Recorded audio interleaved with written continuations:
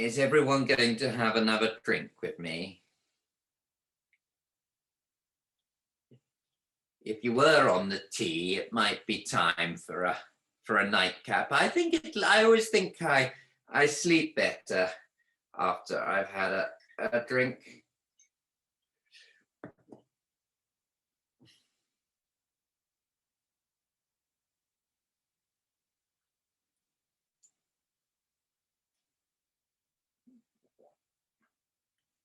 For this next story, we're going to stay in ancient Ireland,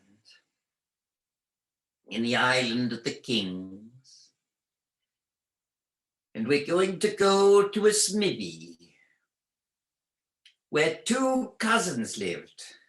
Now, rather confusingly, both cousins were called Paddy O'Dwyer, but the eldest one, and the one who was, well, not so very nice, had a very long nose and was known as Paddy Longnose. And the younger one was probably rather nice, but some people thought he was a little bit, simple. And one day the younger Paddy O'Dwyer saw the king's daughter, the Princess Mary, riding by, and he was in love, and he swore that he would marry her, and he could talk of nothing else. And his elder cousin Longnose slapped him around the face and told him what a silly fool he was, and everybody laughed at him, but he talked about her. When his mother was on her deathbed, she called him in and said, "Listen, I have nothing to leave you but this." And she gave him an old chipped china cup. And she said, "Listen, Paddy, this cup has a fairy's charm on it. Now you take it to the fair tomorrow, and I'm sure you'll do very well." And then she died. Well, old Paddy Longnose grabbed the cup and looked at it all over and inspected it, and as far as he could see, it was a chipped, broken, stupid old piece of china not worth anything. And he laughed and said, "Best throw it away." But Paddy O'Dwyer said he was taking it to the fair, and then Longnose laughed and said, "What a fool you'll be." But off he went to the fair.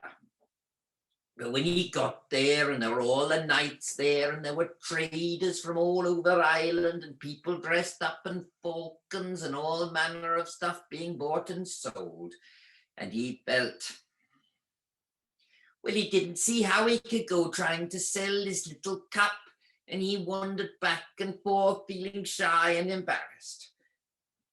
Towards the end of the day, a man approached him and said, "Look, I've watched you all day walking back and forth with that cup. What are you doing?" "Well, I'm trying to sell it. I'll give you," but before he could even say, someone else came up and said, "What are you trying to sell?" "No, that is nothing. He has already sold it to me for this guinea," said the first man. "No, I'll give him 2 guineas for it." "What, you go away? 2 guineas? Who's that?" said someone else. "I'll give 3 guineas. And then there was an argument and a throng of people, and another person said 10 guineas, and someone else said 15, and someone said 16, and someone said 10, and everybody laughed, and another person said 20, and the arguments and the haggling were going on, when a carriage drove past, and a lady looked out, and she said, "What is the commotion?" And then she took a bag and said, "Here is 50 guineas. I will have it." Now, everyone knew who her father was, and no one wanted to cross him, and perhaps there were 1 or 2 people who thought that, well, who knows what they thought. In any case, Paddy O'Dwyer got 50 guineas, and he marched home, but he knew he couldn't if he took that money in to the smithy. His cousin Longnose, well, he'd take it all from him, so he buried it in a special place and took just 2 guineas home. And Longnose laughed at him and said, "Did they make fun of you at the fair? Did they make fun of you at the fair?" "No, no, no, cousin. No, no, no. Look, I got 2 golden guineas." Cousin was astonished. "I don't get them. Oh, well, I'd better look after these for you. So what happened?" "Well, I got to the fair and I went to the middle and I said, 'Who will give me 100 guineas for this cup?' And there was a great deal of haggling and this and that. And eventually I accepted 2 guineas for it." Well, Longnose thought he could do as well, and he found, after much searching, a sort of chipped and damaged and more or less exhausted piece of pottery, a china saucer, and he went to the fair, and he went to the middle, and rather embarrassed, but remembering how well his cousin had done, he said, "Who will give me 100 guineas for this?" Now, there was a bit of a commotion and a lot of people came over to look, and he didn't quite know what to do, so he kept saying, 100 guineas, 100 guineas. And people thought he was making game of them. And suddenly he felt his leg was kicked from under him and he was lying on the ground. And then, well, a few other people came and gave him kicks and punches, or sat on him, or threw a rotten egg at him, or some rotten vegetables. But eventually they got bored and moved on to a new game. And he came crawling home. His younger cousin laughed and laughed, which was not a clever thing to do. Old Longnose was furious. And young Paddy realized he'd gone too far and started trying to get out of the door, but Longnose wasn't going to let him out of the door and pushed him into the corner. Then he got a red hot iron out of the smithy. And first he poked out one eye, and then he poked out the other eye. And then he took the insensible body of his cousin on his back and took him up over the mountain and left him in the deserted church of St. Patrick.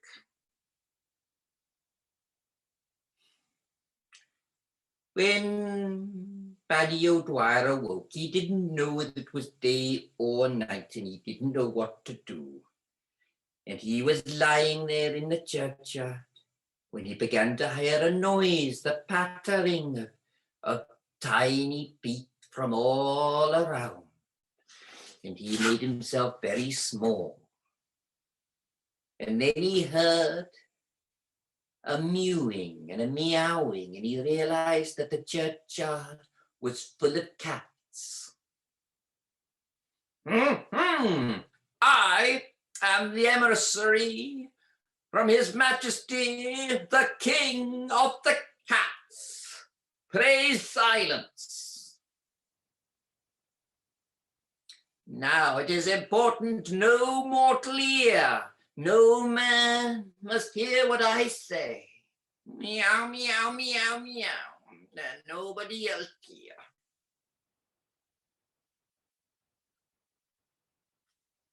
Now my message from His Majesty, the King of the Cats.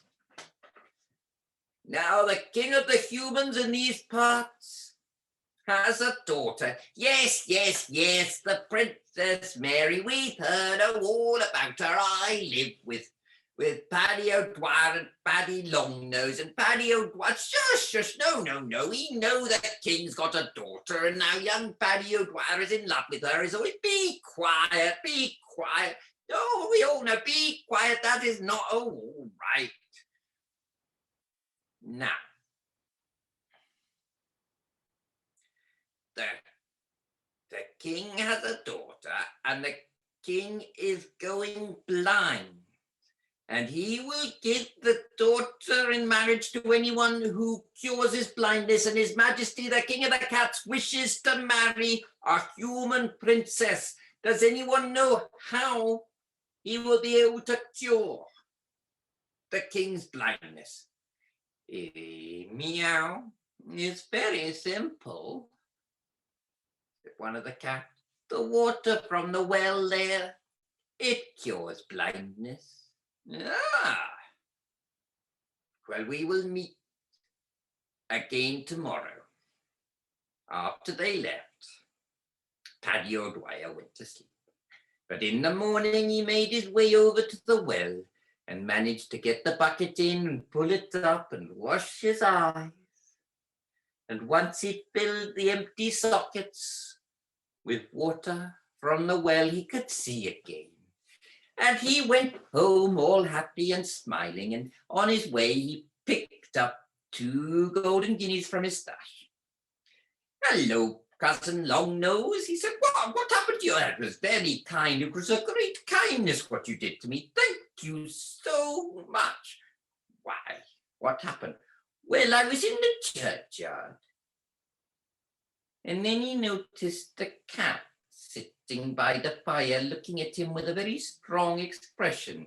But I don't know what happened. Oh, that silly cat, let's get the cat out. And they chased the cat out, and he told the story about how the cats had fixed his eyes and given him golden guineas. But just as he was finishing, he looked up and saw the cat staring through the window.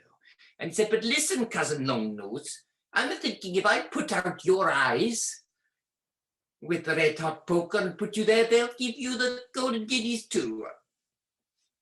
You don't need to do that. I will go there and sleep there tonight. Paddy O'Dwyer Longnose went up to the churchyard and hid himself under a tomb. But he couldn't quite hide all of himself because his long nose was poking out. And he heard the pattering of the tiny feet and the meowing and the meow, meow, meow, meowing all over. And then he heard, I am the emissary from His Majesty, the King of the Cats. Praise silence. The king, excuse me. Oh, not you again. No, don't interrupt. You got a stupid interruption yesterday. No, excuse me. There might be a person here. There might be what? And all the cats got to searching the churchyard. And of course they found old Longnose because of his nose sticking out from behind the tombstone. And they grabbed him and they tore him into 100 little pieces. When his cousin Paddy came the next day, he was a little upset to see his cousin in little pieces. So he went home and got a sack and put all the pieces into the sack. And then he lowered the sack into the bottom of the well. And once it had been there for a while and got properly wet, he brought it up.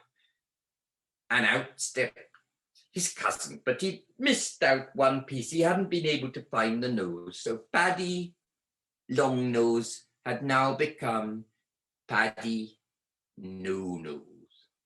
But Paddy No Nose was not at all grateful to his cousin. He was furious and he picked him up and he smashed his head against the well and knocked him unconscious. And then he put him in the bag and decided to take him to the sea and throw him in. But on the way to the sea, he passed an inn, and having some gold in his pocket and being hungry and having rather a lot of difficult night being torn apart by cats and then put together in the magic well, he went in and he had some food and had a bit to drink, and he left the sack in the kitchen. Well, when Paddy O'Dwyer came round, he knew he had to get out of that sack, so he got out of that sack and he found a freshly slaughtered pig carcass, and he put it in the sack, and then he sneaked off. Old No Nose, of course, by the time he'd finished eating and drinking, was a little the worse for wear, and he picked up the heavy sack, and he could feel that his cousin was still insensible, and he went over to the great cliff and threw the bag into the sea.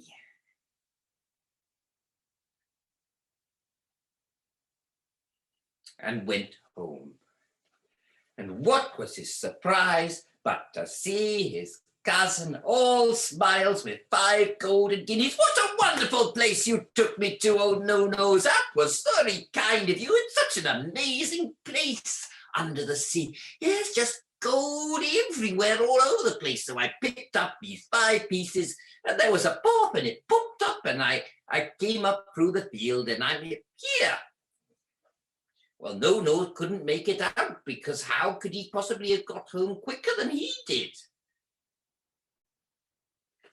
And then No decided that he wanted to go there and pick up some gold. And Paddy O'Dwyer said he would take his cousin there. And he took his cousin there and put him in the sack. And he was going to throw it in, but he didn't really want to kill him. And he saw a Viking boat putting out, and he beckoned to them. And then he went aboard with the sack, and he sold his cousin into slavery. And then he went up to the well and got some water, and he went to the king's castle. Now he got to the king's castle, and there were the heads of all sorts of people on spikes all the way around the outside. And he was told these were the heads of people who had tried to cure the king's blindness and failed. He had a little thinking, and then he went back into town and got himself a fine suit of clothes and dressed himself up with the remaining gold that he had. And then he marched up and said he would see the king and he would cure his blindness. And the guard laughed at him and said, "I look forward to cutting your head off and putting on a spike. I don't think that will be necessary." And he went into the castle, and he cured the king's blindness, and he married the king's daughter, and lived happily ever